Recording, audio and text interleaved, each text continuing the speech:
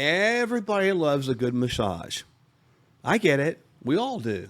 But did you know there are some massive benefits other than just relaxation for massage? I can ask the expert, former massage therapist, Dr. now, Michelle Neal Sherwood. So tell us about massage. You used to be a massage therapist, huh? I did. I was a neuromuscular therapist, and I have healed or helped more people heal with my hands than I ever have with my prescription pad. Whoa. Now, Say that one more time. That's really good. I like that. I have helped heal more people with my hands than I ever have with my prescription pad. Man, I wish that statement right there would be on marquees around every single physician's office ever, because the idea that you just said you can heal more people with your hands, just touching somebody. And I mean, that can be metaphorically and also physically, but there is healing in that, isn't there? As opposed to just a management with a pill.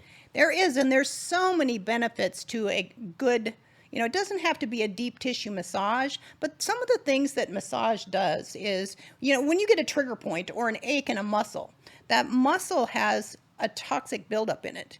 And when you hold pressure on that area, you hold pressure for 8 to 10 seconds and you release the pressure. That brings in blood flow and it flushes out those things that have been hanging in that knotted up muscle. Also, ligaments and tendons don't have a blood supply. So when a good massage therapist that knows anatomy and knows where the attachments of these things are, works on those areas, it gives those ligaments and tendons a good blood bath so that they can heal. Now, one of the things I find fascinating about the human body is that if you take everything out of the human body and you just leave fascia, that white stuff that's around meat in the markets, that's fascia.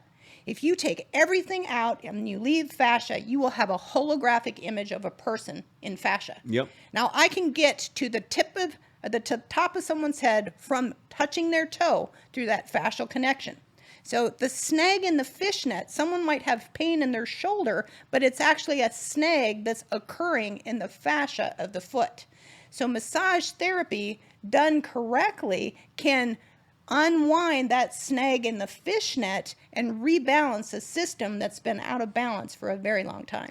I think it's fascinating. You talked about two different but also integrated processes. Is straightening out the fascia, which is made of collagen. Connective tissue. Yeah, it's really cool. It's like that layer, that holographic image, that little thin barrier of collagen tissue that separates the skin perhaps from the organs. And so it's just right below there, and it holds everything kind of in place. And all you're doing is straightening that out like maybe tinfoil that's been crinkled, right? Something like that. And then the other part you talked about was increasing the blood flow in areas where there's not blood flow. Key thing, there's healing in the blood. It carries oxygen and hormones and nutrients and peptides. And so if you can restore blood flow to those areas, it gives us an opportunity to get healed. So the question I would ask you as a person who knows about massages, are massages, would you consider necessary for people? Not 100% necessary, but you take a competitive athlete, for example, who is getting beat up, bruised up, and they're going through intense competitive athletics on a regular basis. Getting good blood flow, oxygen, and nutrients to the tissues is going to improve the healing process, and it is going to decrease the time to recovery. So they're going to return back to their game quicker, faster, and stronger. We always say you don't want to train a body part when it's still sore. And if they're training every day, the number of days that an athlete spends sore is quite a lot. So massage therapy can be a huge benefit in a professional athlete or just somebody who's trying to take their game to the next level. Well, and there's different type of massage therapy. I mean, there's sports massage, there's deep tissue massage, there's maybe relaxing massage, Swedish massage, kind of just very high level. Go with the differences. So, the Swedish massage is kind of like just working an oil or a lotion into the skin. It's got a rhythmic motion to it and usually a technique that goes from head to toe. Neuromuscular therapy is somebody who's been very educated on anatomy. They're going to apply pressure in certain places that bring blood flow, oxygen, and nutrients into the tissue. They're going to hold pressure for a certain amount of time and then release that pressure. There is also just somebody that does deep tissue massage that they're not necessarily as anatomically trained, but they're going to take maybe their elbow or maybe their fist or their knuckle or their the density of their thumb, and they're going to go over the tissue with a deeper amount of pressure. There are other types of massage that use tools to scrape the fascia, if you will, to bring more blood to the tissue. Sometimes those techniques actually even cause a little bit of bruising, because when that bruises, the theory is that bruising brings in those stem cells, and those stem cells precipitate the healing process. Well, that makes sense. There's a bunch of different things. So it's like all people are not created equal. I guess not all massages are created equal, are they? And not everybody likes a deep tissue massage. Some people prefer a lighter type of a massage. So if you're getting a massage and it's hurting you, you can tell the therapist or the practitioner to lighten up the pressure, or instead of using their elbows, they can go to their thumbs.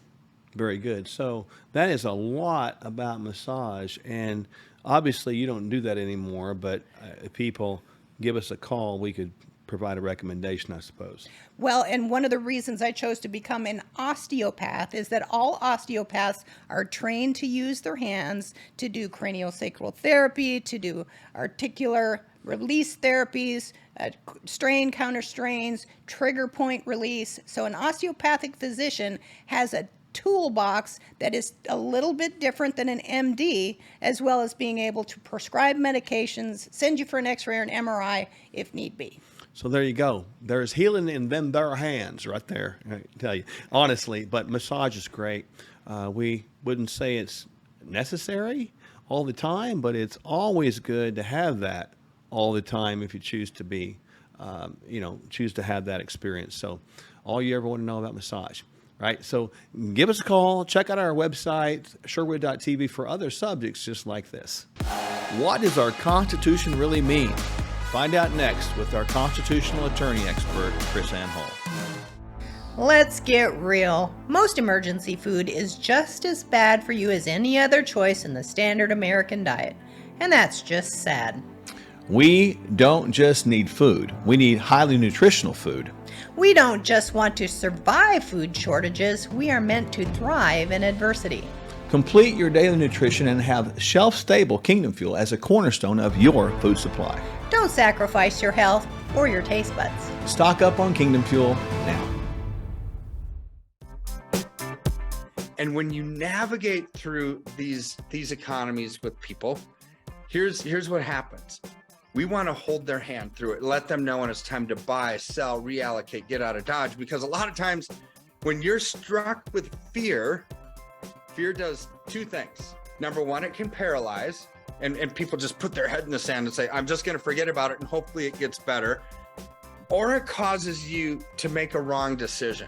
And this is why we are here, is to help people navigate through the political quagmire nonsense that's going on, the economic malaise, and the absolute collapse that we're seeing.